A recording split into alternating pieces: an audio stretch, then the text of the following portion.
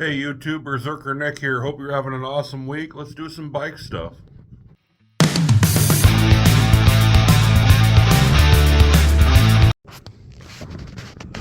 So when I got this awesome Colony, right, it came with bars that were way too tall for it.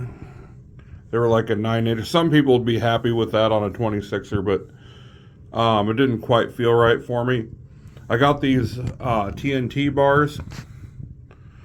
They're pretty nice, but they're a little low. I mean, I think I went from a 9-inch bar down to a 6.5, I think. And I'm going to try to swap these. It's supposed to be nice this weekend, so I'm going to try to swap these out.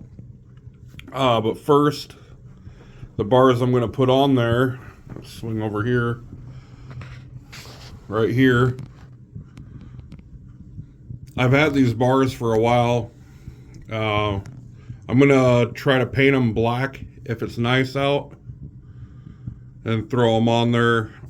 These are a 7.75 rise, so they should feel a lot better on the 26er.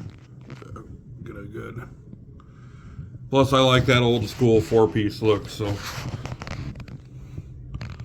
let me know what you guys think and keep shredding.